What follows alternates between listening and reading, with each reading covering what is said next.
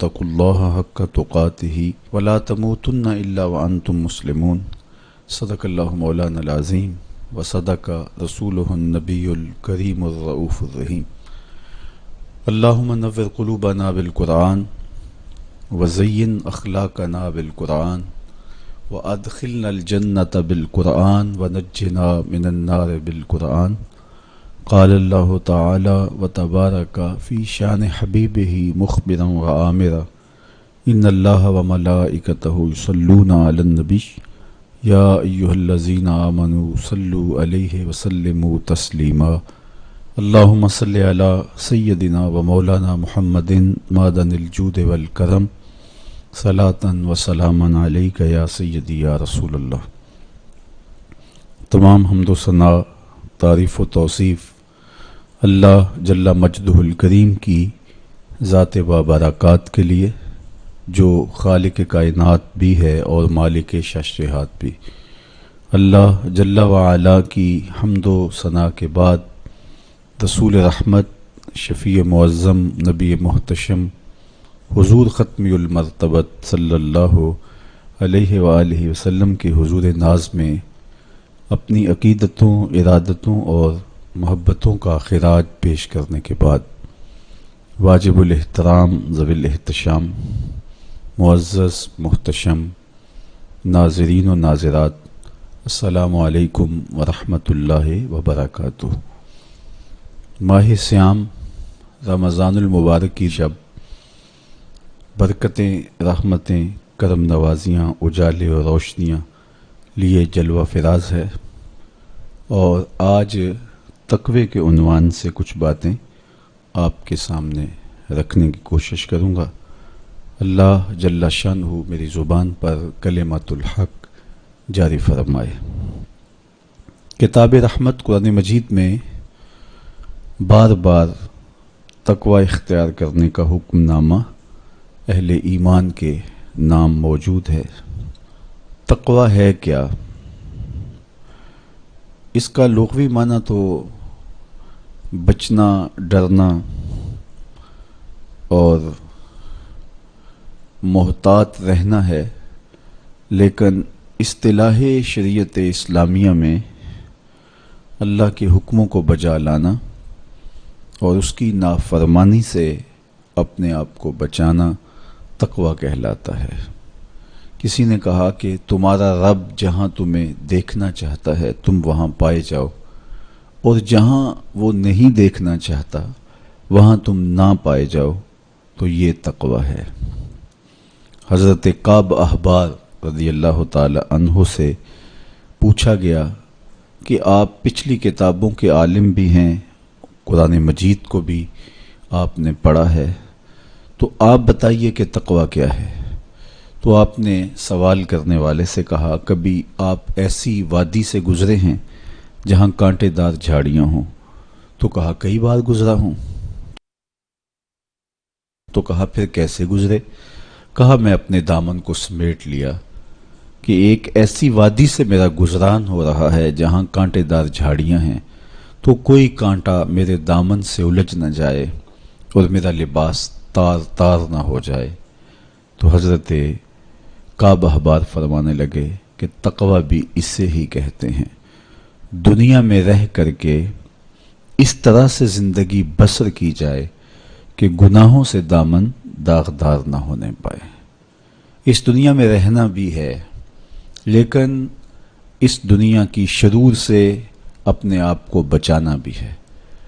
دنیا کے اندر موجود فتنوں سے اپنے آپ کو محفوظ رکھنا ہے، نفس اور شیطان کے مکر و فریب سے اپنی حفاظت کرنی ہے، اپنے دامن کو داغدار نہیں ہونے دینا، اپنے دامن کو پھٹنے نہیں دینا، اپنے ضمیر کی چادر پہ داغ نہیں لگنے دینا، اپنے باطن کی صفائی اور ستھرائی اور پاکیزگی اور عفت کا خیال رکھنا ہے۔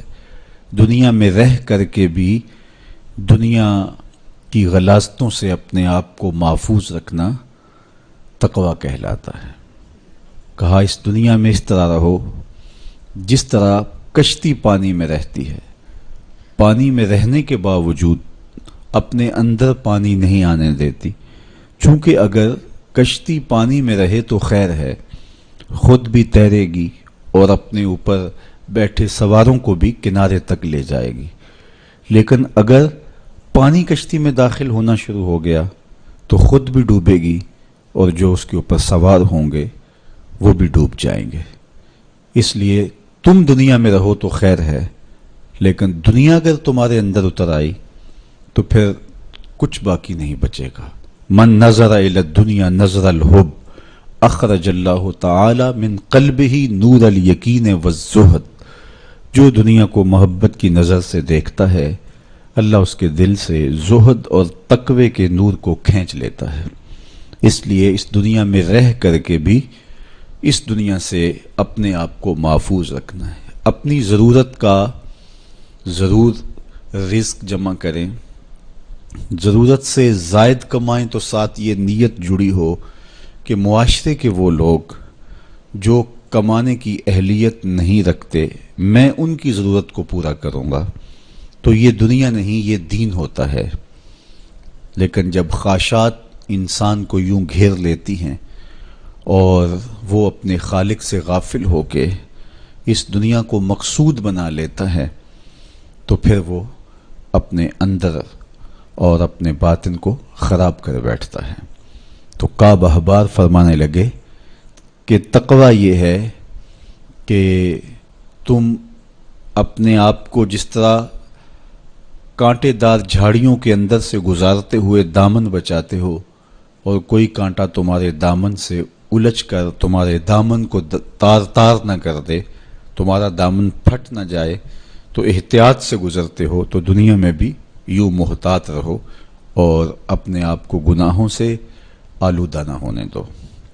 حضرت سیدنا علی المرتضیٰ رضی اللہ تعالی عنہ سے تقوی کے حوالے سے دریافت کیا گیا تو آپ نے بڑی جامع تعریف ارشاد کی، فرمایا کہ تقوی کیا ہے؟ فرمایا کہ تقوی یہ ہے کہ تم اللہ سے ڈرتے رہو، خوف خدا تمہارے سینے میں موجود رہے، قرآن مجید پر تمہارا عمل رہے، اور تم جو میسر آئے اللہ کی طرف سے اس پر تم قانع ہو، کم پر بھی قناعت تمہارا مزاج ہو، اور چوتھی چیز ارشاد فرمائی کہ تم آخرت کی تیاری میں اپنے آپ کو مصروف رکھو۔ یہ چار وصف اگر تمہارے اندر موجود ہیں تو تم متقی کہلاؤ گے۔ سب سے پہلا وصف کیا ہے کہ اپنے آپ کو اللہ جل شانہ کے خوف میں مبتلا رکھو، اللہ کا ڈر تمہارے سینے میں موجود رہے۔ اللہ کا ڈر کس معنی اور کس مفہوم میں ہونا چاہیے؟ عمومی طور پہ بندہ جس شے سے ڈرتا ہے اس سے وحشت بھی کرتا ہے، اس سے نفرت بھی کرتا ہے، سانپ سے ڈرتا ہے، بچھو سے ڈرتا ہے اور موذی جانوروں سے خوف زدہ ہوتا ہے، لیکن اگر ہتھے چڑھ جائیں تو انہیں چھوڑتا بھی نہیں، بلکہ ہمیں تو حکم دیا گیا اقتل الموذیہ قبل ان یوذیہ، قبل اس سے کہ موذی تم کو ایذا دے تم اس کا خاتمہ کر ڈالو، اگر تمہارے بس میں ہو تو تم انہیں مار ڈالو۔ تو عمومی طور پہ بندہ جس سے ڈرتا ہے اس سے نفرت بھی کرتا ہے، لیکن اللہ سے بندہ ڈرتا بھی ہے، اس سے محبت بھی کرتا ہے۔ تو یہ ڈر پھر کس مفہوم میں ہوا؟ تو کچھ اشیاء سے، کچھ لوگوں سے ڈر ان کے گزند کی وجہ سے ہوتا ہے، لیکن یہ ڈر جو اللہ کا بندہ مومن کے دل میں ہے یہ محبت کا ڈر ہے۔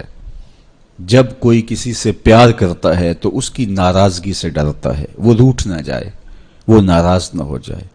میری زندگی کا سارا سرمایہ تو اس کی خوشیاں ہیں، اس کی خوشی میری زندگی کا جمال ہے، اور اگر وہ روٹ گیا تو میری زندگی اجڑ جائے گی، میری زندگی کا سارا نور ختم ہو جائے گا، میری زندگی کی ساری خوشیاں ختم ہو جائیں گی۔ تو اللہ سے ڈرنے کا مفہوم بھی یہی ہے کہ جب بندہ اس سے پیار کرتا ہے، اور مومن کی شان ہے والذین آمنوا اشد حبا للہ جو اہل ایمان ہیں وہ سب سے زیادہ اپنے رب سے محبت کرتے ہیں، ٹوٹ کے چاہتے ہیں اپنے رب کو. تو جب اتنی محبت کرتے ہیں اپنے رب سے تو وہ ڈرتے ہیں کہ کہیں ہمارا رب ہم سے روٹ نہ جائے، ہمارا رب ہم سے ناراض نہ ہو جائے. تو یہ احساس جب انسان کے ساتھ ہمیشہ جڑا رہے گا کہ میرا اللہ مجھ سے ناراض نہ ہو جائے، تو پھر اس کی زندگی کتنی خوبصورت ہوگی اور وہ گناہوں سے کیوں نہیں بچ پائے گا. تو سیدنا علی المرتضیٰ رضی اللہ تعالیٰ عنہ فرماتے ہیں کہ تقوی یہ ہے کہ تمہارے دل میں اللہ کا خوف بیٹھا رہے اور اس کی ناراضگی سے تم ڈرتے رہو، اور یہ احساس تمہاری زندگی میں جمال اور خوبصورتی پیدا کرے گا. دوسری بات، قرآن مجید پر تمہارا عمل ہو. جب کتاب اللہ تمہاری رہنما بن جائے اور تم اپنی زندگی کے سارے عمل کتاب اللہ کی بتائی ہوئی تعلیمات کے مطابق کرو گے تو پھر اس کا عملی نتیجہ تو خوبصورت ہوگا. جب تھیوری اچھی ہوگی تو پریکٹیکل بھی اچھا آئے گا. جب تم قرآن کے بتائے ہوئے طریقے کے مطابق زندگی بسر کرو گے تو کیسے نہیں ہوگا کہ تمہاری زندگی خوبصورت زندگی ہوگی اور تم کامیاب اور بامراد اور خوش نصیب شخص قرار پاؤ گے. اس لیے قرآن مجید پہ عمل اپنی زندگی میں لازم کر لو. یہ تمہارے رب نے تمہارے نام رسول کریم صلی اللہ علیہ وآلہ وسلم کی وساطت سے ایک پیغام بھیجا ہے، مکمل ضابطہ حیات ہے، دستور زندگی ہے. اس کتاب سے وابستگی، دل بستگی، تعلق خاطر تمہیں کبھی رسوا نہیں ہونے دے گا، تمہیں کبھی بے مراد نہیں ہونے دے گا، تمہیں کبھی نقصان میں نہیں پڑنے دے گا، تمہیں ناکام نہیں ہونے دے گا. تم ہمیشہ سرخرو ہوگے، کامیاب ہو جاؤ گے، بامراد رہو گے. عزتیں اور وقار تمہارا مقسوم ہوگا اگر اس کتاب کے ساتھ تمہارا تعلق مضبوط ہوا. تیسری بات، تعلق مضبوط ہوا.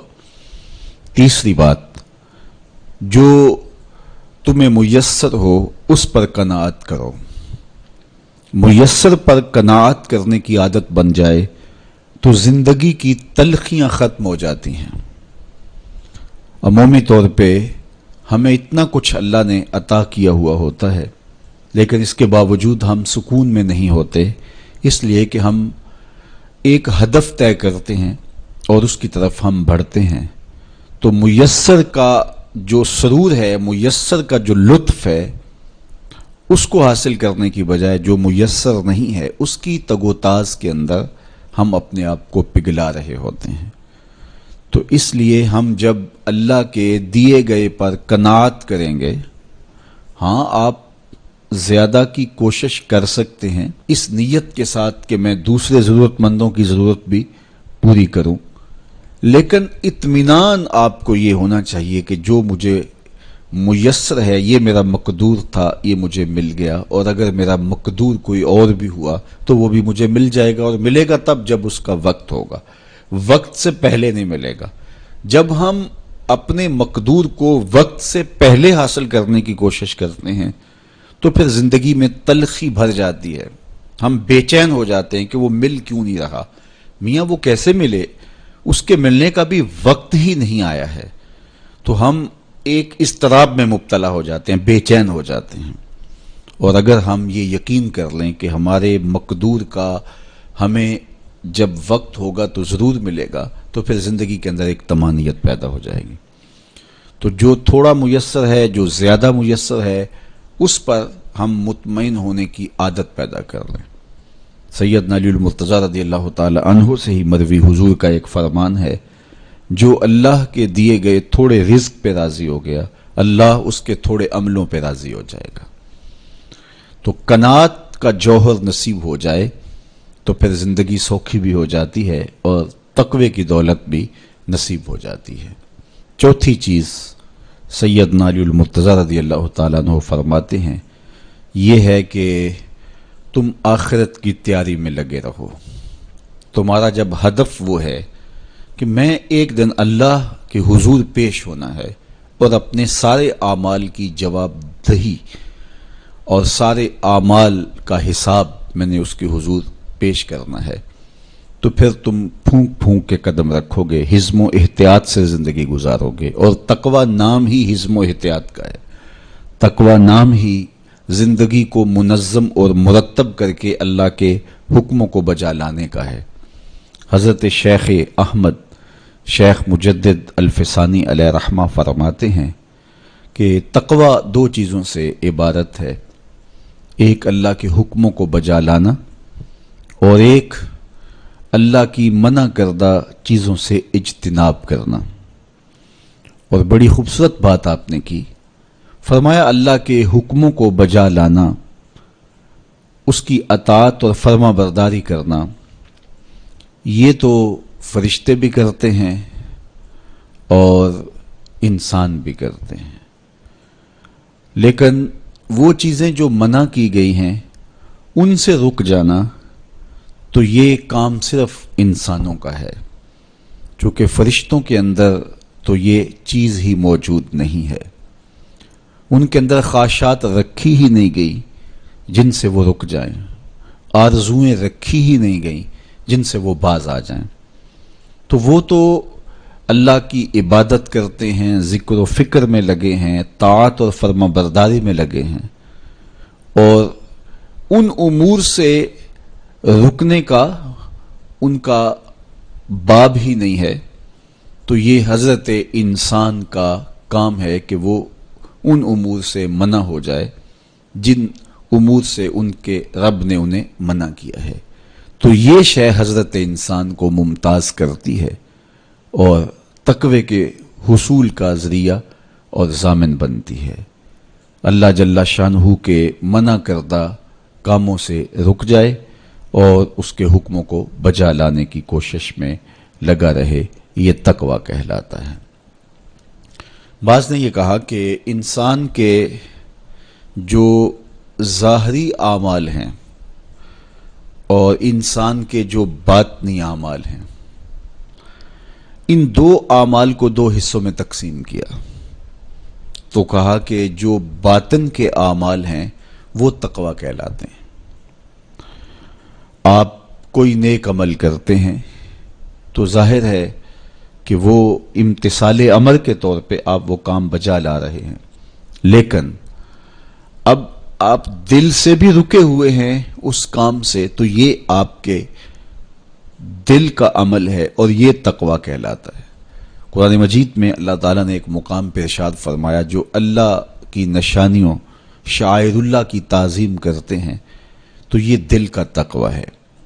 تو تقوی کا تعلق پھر جڑ جاتا ہے دل سے. میرے اور آپ کے آقا و مولا حضور نبی رحمت صلی اللہ علیہ وآلہ وسلم نے ارشاد فرمایا، التقوی ہا ہونا، التقوی ہا ہونا. حضور نے اپنے سینے کی طرف اشارہ کر کے کہا تقوی یہاں ہے، تقوی یہاں ہے. تو تقوی کا مرکز انسان کا دل ہے. ایک حدیث پاک میں آیا جو صحیح مسلم میں موجود ہے کہ ان اللہ لا ينظر الى صورکم واموالکم، اللہ تمہاری صورتوں کو نہیں دیکھتا، اللہ تمہارے مالوں کو نہیں دیکھتا کہ کون کتنا خوبصورت ہے، کس کے پاس کتنی دولت ہے. نہ تمہاری صورتیں دیکھتا ہے، نہ تمہارے بنگلے دیکھتا ہے، نہ تمہاری جائیدادیں دیکھتا ہے، نہ تمہارا بینک بیلنس دیکھتا ہے. اسے تمہاری صورتوں سے غرض نہیں ہے، اسے تمہارے اموال سے سروکار نہیں ہے. وَلَٰكِن يَنظُرُ إِلَىٰ قُلُوبِكُمْ وَأَعْمَالِكُمْ، وہ تمہارے دل دیکھتا ہے اور تمہارے عمل دیکھتا ہے. تمہارے کپڑے پھٹے پرانے ہیں، جھونپڑے میں رہتے ہو، لیکن عمل خوبصورت ہیں. تمہارا قلب سلیم ہے، اس دل میں اللہ کی محبت، اللہ کا پیار رکھا ہے، اللہ جل شانہ کے محبوب کا پیار رکھا ہے، تو وہ دل خوبصورت ہے. تو تمہارے لباس پھٹے پرانے کیوں نہ ہو، تمہارے رہنے کی جگہ انتہائی ناآسودہ کیوں نہ ہو، لیکن تمہارا دل اچھا ہے، تمہارے عمل اچھے ہیں، تو تمہارے رب کو یہ پسند ہے. تو تقوی کا مرکز تمہارا قلب ہے، تمہارا دل ہے. تو دل کی پاکیزگی، دل کی صفائی، دل کی ستھرائی، یہ اللہ جل شانہ کو محبوب ہے. ہم عمومی طور پہ اپنے ظاہر کو سنوارنے میں لگے رہتے ہیں اور باطن ہمارا میلا کچیلا ہی رہتا ہے۔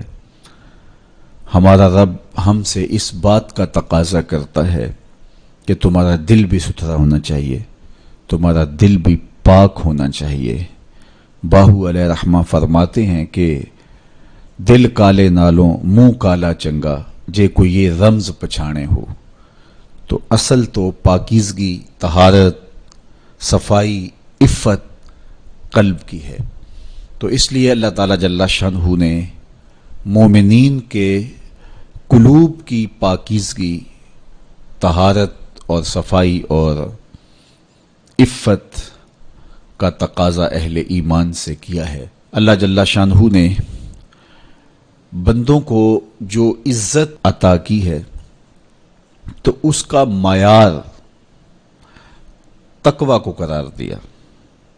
کون کتنا معزز ہے یہ اس کی دولت سے نہیں ناپا جا سکتا، اس کے قبیلے اور اس کے خاندان سے نہیں جانچا جا سکتا، اس کے لباس سے آپ یہ اندازہ نہیں کر سکتے کہ یہ معزز شخص ہے۔ کسی شخص کا کسی قوم سے تعلق ہے اور وہ گوری رنگت والی قوم ہے یا وہ کسی اور رنگت سے متعلق ہے تو وہ اس کی عزت کا ظرف نہیں ہے۔ ان اکرمکم عند اللہ اتقاکم، تم میں سے معزز وہ ہے جو متقی ہے، جو پرہیزگار ہے۔ دیکھیے ابو لہب قریشی النسب تھا، لیکن خوبصورت ہونے کے باوجود، عالی مرتبت نسب رکھنے کے باوجود آج بھی اس پر لعنتیں برس رہی ہیں۔ اور بلال حبشی رضی اللہ تعالیٰ عنہ رنگ کے کالے تھے اور نسباً غلام تھے، لیکن تقوی کی دولت نے، ایمان کی دولت نے ان کو اس مقام پہ کھڑا کر دیا کہ وہ ہاشمی النسب شخص تقوی اور ایمان کی عدمیت کی وجہ سے ان کے قدموں سے لگی ہوئی دھول تک بھی نہ پہنچ سکا، اور وہ عزتوں کے اس شرف کو حاصل کرتے ہیں جو انہی کا مقسوم ہے۔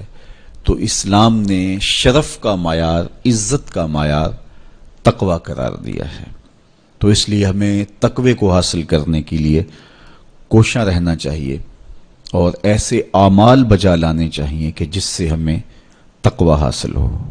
حضرت شیخ احمد مجدد الفسانی علیہ رحمہ فرماتے ہیں، جو شخص اپنے اوپر 10 چیزوں کو لازم کر لیتا ہے تو لازمی نتیجہ یہ ہوتا ہے کہ وہ متقی بن جاتا ہے۔ وہ 10 چیزیں کون سی ہیں؟ ماہ صیام کے ان حسین لمحوں میں ہمیں وہ 10 اوصاف اپنے اندر پیدا کرنے چاہیے تاکہ ہم متقی بن جائیں، اور متقی اللہ کے محبوب بندے ہیں۔ تقوی اختیار کرنے والے اللہ جل شانہ کی رحمتوں کے خاص مستحق ہیں۔ جنہیں تقوی کا نور نصیب ہوتا ہے وہ اللہ کی رحمتوں کے سائے میں آ جاتے ہیں۔ اگر ان پر مصائب، آلام، مشکلیں آتی ہیں تو ان کے تقوی کی وجہ سے اللہ انہیں راستے عطا کر دیتا ہے۔ وَمَن يَتَّقِ اللَّهَ يَجْعَل لَّهُ مَخْرَجًا وَيَرْزُقْهُ مِنْ حَيْثُ لَا يَحْتَسِبُ۔ اللہ اکبر۔ ارشاد فرمایا کہ جو اللہ سے ڈرتا ہے، تقوی اختیار کرتا ہے، اس کے لیے ہم مصیبت سے نکلنے کے راستے پیدا کر دیتے ہیں، اور اللہ جل شانہ اس کے لیے وہاں سے رزق عطا کرتا ہے جہاں سے اسے گمان بھی نہیں ہوتا ہے۔ تو یہ تقوی کا نتیجہ ہے جو اہل تقوی کو نصیب ہوتا ہے۔ تو حضرت شیخ نے 10 وہ امور بتائے جو اپنے اوپر لازم کر لینے سے تقوی نصیب ہوتا ہے۔ سب سے پہلی بات آپ فرماتے ہیں زبان کو غیبت سے بچائے۔ اتقاء کے حصول کے لیے زبان کو پاک کرنا ضروری ہے۔ انسان کے زیادہ تر گناہ اس کی زبان کی وجہ سے ہیں، اور غیبت یہ بدترین عمل ہے، اور اس کو بدکاری سے بھی برا قرار دیا گیا ہے۔ الغیبت اشد من الزنا۔ تو اپنی زبان کو غیبت سے بچائے، دوسری بات ارشاد فرمائی کہ بدزنی سے بچے، کسی سے خواہ مخواہ بدگمان ہو جانا اور اپنے دل کو کسی کے لیے میلا کر لینا اور اس کی بدگمانی دل میں پالنا، تو یہ تقوی کے منافی ہے۔ تو کسی کی بدگمانی سے، بدزنی سے اپنے دل کو بچائے، زبان کو غیبت سے بچائے، دل کو بدگمانی سے بچائے، اور مسخرہ پن سے بچے، بات بات پہ ٹھٹھے مار کے ہنسنا اور اس طرح کی زندگی بسر کرنا۔ اور آج کل تو جب بھی دوست احباب اکٹھے بیٹھتے ہیں تو سنجیدہ اور متین باتیں کم ہوتی ہیں، زیادہ وقت لطیفوں میں ہی کٹ جاتا ہے۔ انسان کو خوش مزاج ہونا چاہیے، اس کی طبع میں شگفتگی ہونی چاہیے، لیکن شگفتگی، خوش مزاجی اور مسخرہ پن میں فرق ہے، اس کو سمجھنا چاہیے۔ سنجیدہ اور متین زندگی یہ مومن کی زینت ہے، انسانیت کا حسن ہے۔ اس لیے تقوی کے حصول میں مانع ہے مسخرہ پن۔ اگر کوئی شخص متقی بننا چاہتا ہے تو اس کو سنجیدہ اور متین بننا ہوگا۔ طبیعت کی خوش مزاجی یہ معنی نہیں ہے، لیکن مسخرہ پن اور چیز ہے، اس سے روک دیا گیا۔ چوتھی چیز حضرت شیخ احمد فرماتے ہیں کہ اپنی آنکھ کو حرام سے بچائے۔ اپنی آنکھ کی حفاظت کرنے سے تقوی حاصل ہوتا ہے۔ جب آنکھ خراب ہوتی ہے تو دل خراب ہوتا ہے، جب دل خراب ہوتا ہے تو پھر پورا بدن خراب ہو جاتا ہے۔ اس لیے وہ دروازہ جو کھلا ہے اور اس سے بدی شر اندر اتر رہی ہے اور پھر اس سے آپ کا سارا نظم ہستی برباد ہو رہا ہے، تو اس دروازے کو بند کریں، تو اپنی آنکھ کو حرام سے بند کریں۔ پانچویں چیز ارشاد فرمائی، ہمیشہ سچ بولے۔ جھوٹا شخص کبھی متقی نہیں ہو سکتا۔ اتقاء کے حصول کے لیے اپنے آپ کو سچ کا خوگر بنانا ہوگا۔ سچ کے بغیر کبھی نہ بولیں۔ جھوٹ بولنے والے کی زبان سے شر پھیلتا ہے، اور جب کوئی شخص جھوٹ بولتا ہے تو حدیث پاک میں آتا ہے اس سے بدبو نکلتی ہے، جس کو عام لوگ تو نہیں سونگھ پاتے، لیکن اللہ کے فرشتے ایک میل دور پیچھے ہٹ جاتے ہیں۔ تو مومن سچا ہوتا ہے، مومن جھوٹا نہیں ہوتا، اور تقوی کے اصول کے لیے سچ شرط ہے۔ چھٹی چیز ارشاد فرمائی، ہر حال میں اللہ کا احسان مانے۔ جب کوئی بھی انسان پر بہتری آئے تو اس وقت یہ کہے کہ یہ میرے رب کا احسان ہے کہ مجھے یہ حاصل ہوا ہے۔ بہت سارے لوگ اپنی محنت کا نتیجہ قرار دیتے ہیں کہ یہ میں نے کیا تو اس کے نتیجے میں یہ ملا۔ بسا اوقات آپ کتنا سیدھا کام کر رہے ہوتے ہیں، کتنی محنت کر رہے ہوتے ہیں، لیکن نتیجہ اس کے برعکس آ رہا ہوتا ہے۔ سیدنا علی المرتضیٰ رضی اللہ تعالیٰ عنہ فرماتے ہیں، میں نے اللہ کو اپنے ارادوں کی شکست سے پہچانا، تو یہ اس کی کرم نوازی ہے کہ اس نے ایسا کر دیا۔ صحت میرا کمال نہیں، یہ اللہ کی عطا ہے۔ علم میرا کمال نہیں، یہ اللہ کی عطا ہے۔ لہجوں کی خوبصورتی یہ اس کی عطا سے ممکن ہے۔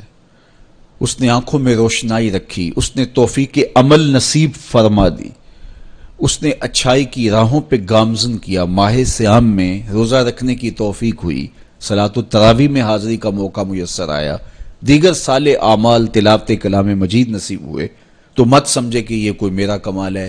اللہ کا احسان مانے گا تو غرور پیدا نہیں ہوگا، تکبر پیدا نہیں ہوگا۔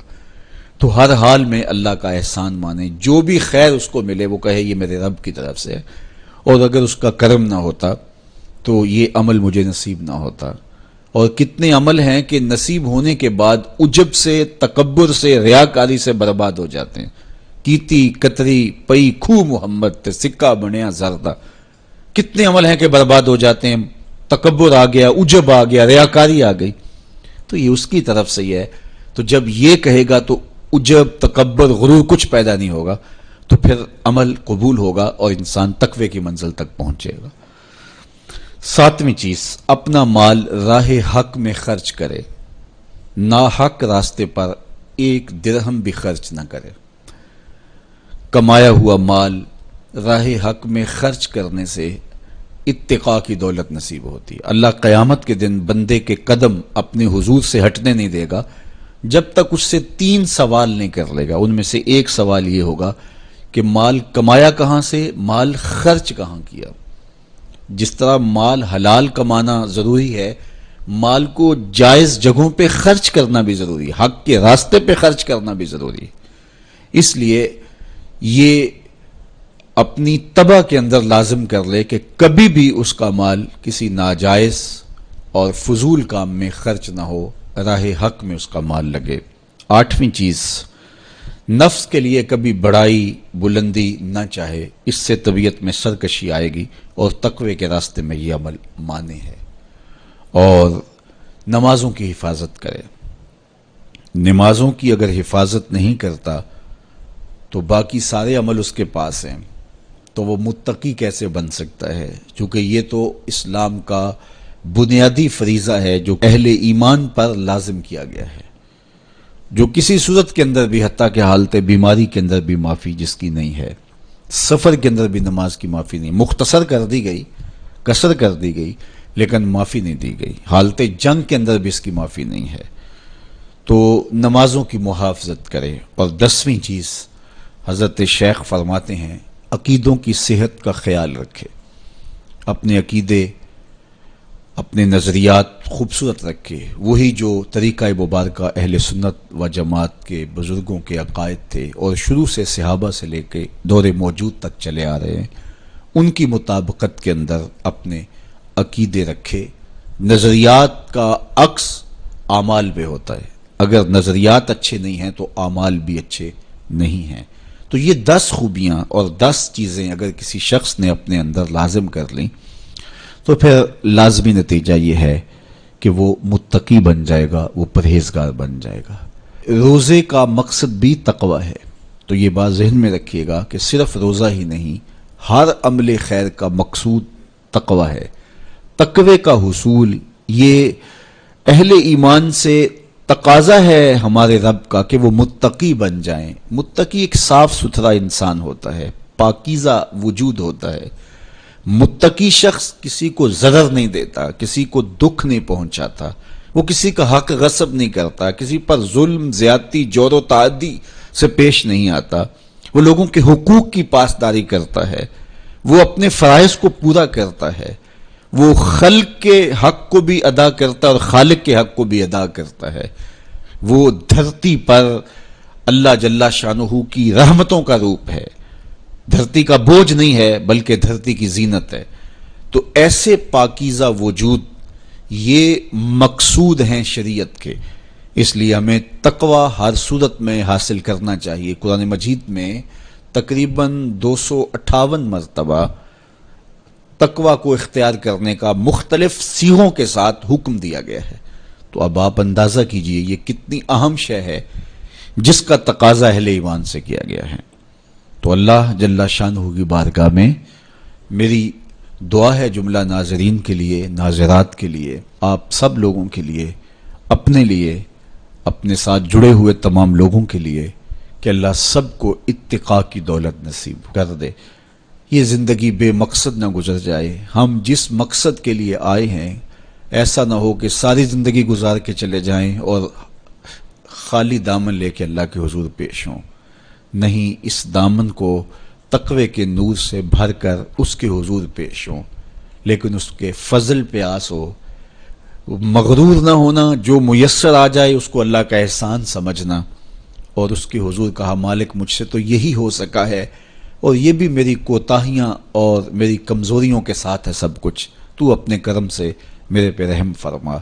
تو اللہ تعالیٰ کو ایسا بندہ بڑا پسند ہے جو اس کو راضی کرنے کی کوشش میں لگا رہتا ہے ساری زندگی۔ آپ کے پاس ایک ملازم ہے اور وہ کمزور ہے، لیکن سارا دن کوشش میں لگا رہتا ہے، کبھی وہ دیواریں صاف کر رہا ہے، کبھی وہ آپ کے دروازے پر کپڑا لگا کے اس کو صاف ستھرا کر رہا ہے، کبھی پانی آپ کو پیش کر رہا ہے، کبھی آپ کی گاڑی کو کپڑا لگا کے صاف کر رہا ہے، کبھی اور آپ کے کام میں لگا ہے، اور وہ کمزور ہے، کبھی بیچارہ تھک کے دھوپ میں بیٹھ بھی جاتا ہے، کبھی اس سے ہوتا ہے کبھی اس سے نہیں ہوتا، لیکن وہ نیت سے برا نہیں ہے، ہر وقت اس کی کوشش ہے کہ صاحب مجھ سے راضی ہو جائیں، تو آپ اس کی بہت ساری کوتاہیاں معاف کر دیتے ہیں۔ وہ کہتے ہیں یار کمزور ضرور ہے لیکن نیت کا ماڑا نہیں ہے۔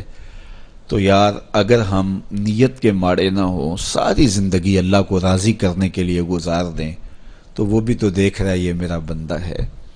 میرے شیخ کامل کا ایک شعر مجھے ابھی یاد آیا کہ دلوں میں بری نہیں نہ نیتوں بری میں، دلوں میں بری نہیں نہ نیتوں بری میں، گناہ میں تو ہو جاندے لاچاریاں نو۔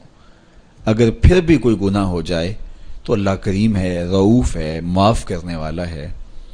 تو تقوی کا یہ بھی نتیجہ ہے، اس کا ثمرہ ہے کہ آپ سے گناہ سرزد ہو جائے تو آپ کو فوراً توفیق توبہ مل جاتی ہے۔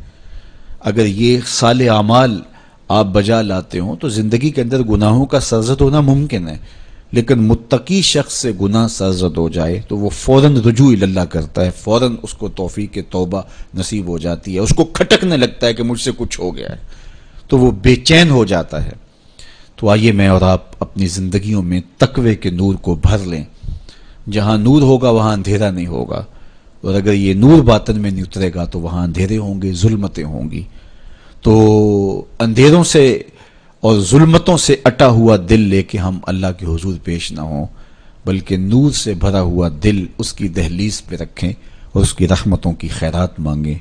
ماہ سیام کی مبارک گھڑیوں کی برکت سے اللہ مجھے آپ کو تقوی کی دولت نصیب فرمائے۔ جو کہا گیا اس کو روحوں میں اتار